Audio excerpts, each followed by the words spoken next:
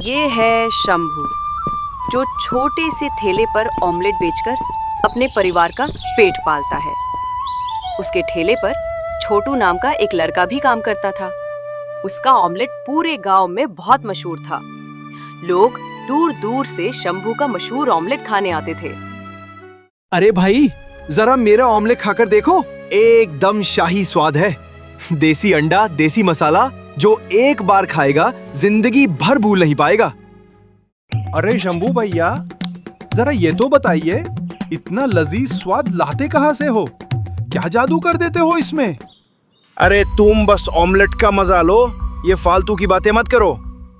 शंभू सुबह ठेला लगाता था और शाम तक उसका सारा सामान बिक जाता था।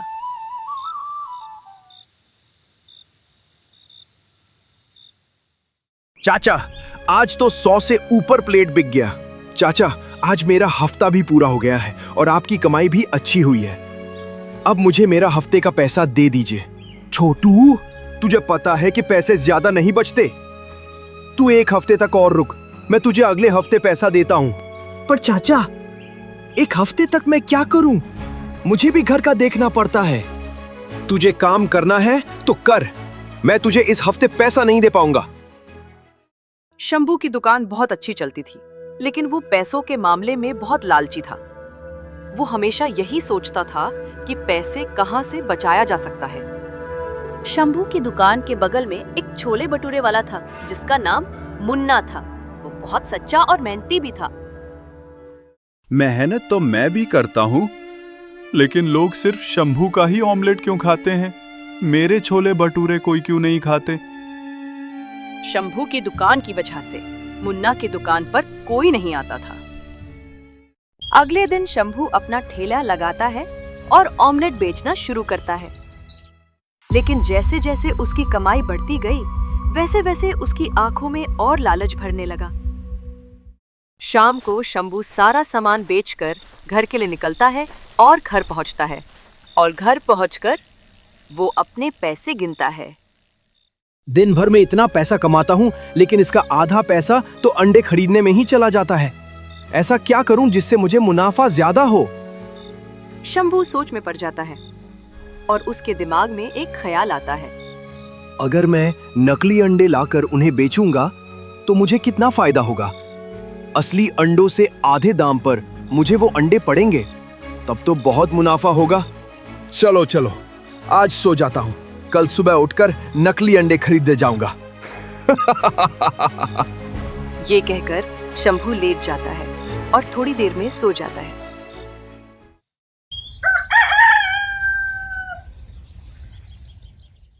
अगली सुबह शंभू घर से थैला लेकर निकलता है और रास्ते में जाकर वह नकली अंडे खरीद लेता है।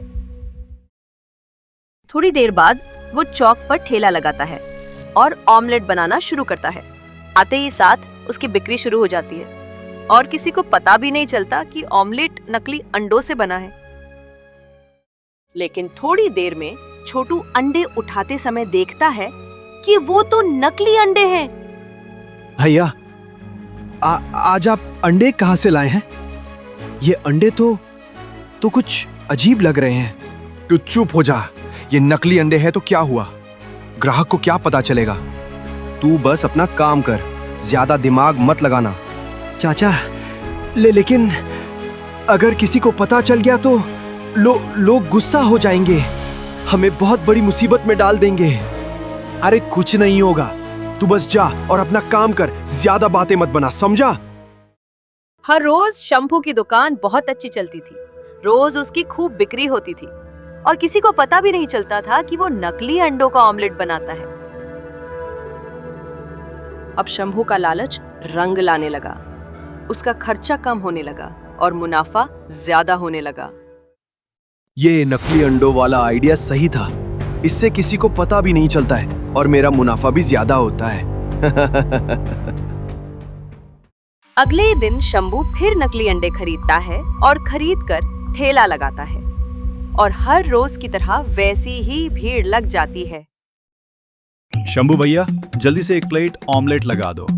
ऑमलेट की खुशबू से जोरों की भूख उठ पड़ी। रुको भैया, बस देता हूँ। थोड़ा समय दो। शंभू ऑमलेट बनाकर ग्राहक को देता है। ग्राहक ऑमलेट खाने लगता है और ऑमलेट खाकर वहां से चला जाता है। घर पहुंचकर उसके पेट में बहुत जोरों का दर्द शुरू हो गया।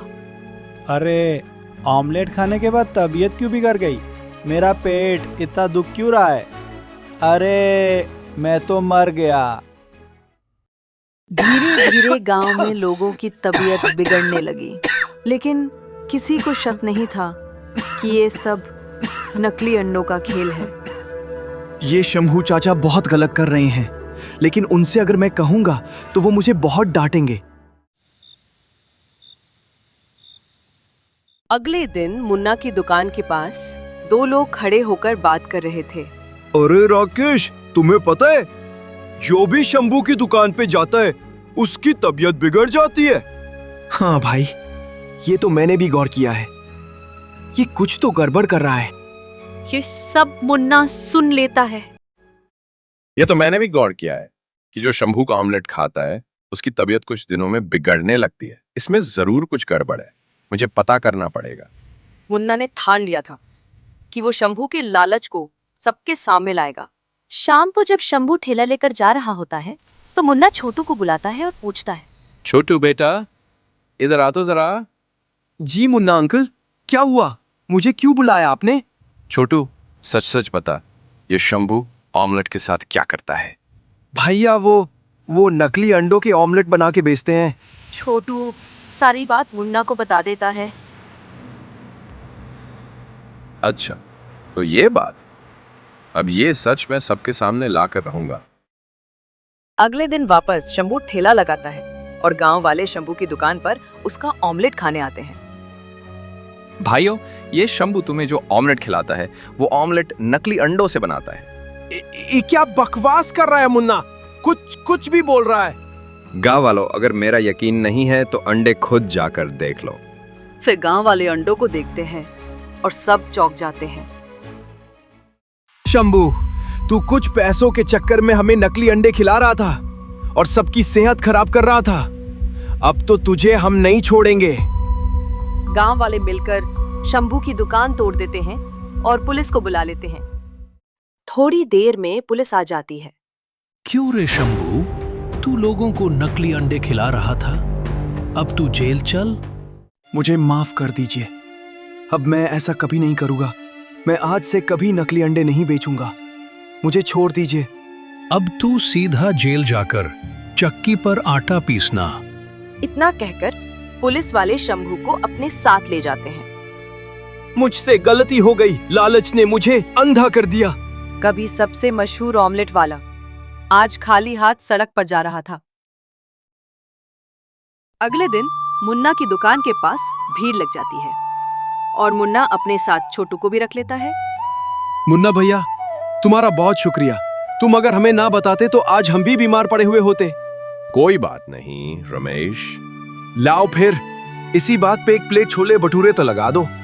बहुत तेज से भूख लग रही है। जी हाँ रमेश भैया, अभी लगाता हूँ। हाँ। मुन्ना की ईमानदारी ने उसे जीत दिलाई और शंभू का लालच उसे बर्बादी।